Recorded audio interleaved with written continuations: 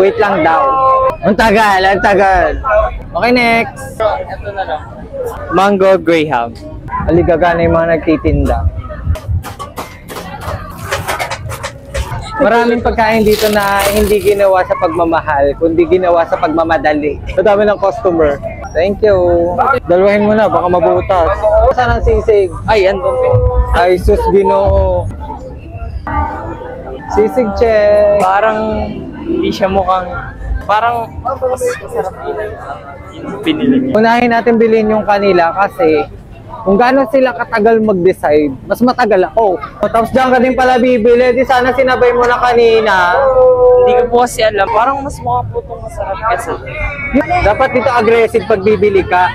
Ate, pabili! Oh. Ano nga po, yung crispy pork sisig single po. Yun yung dapat.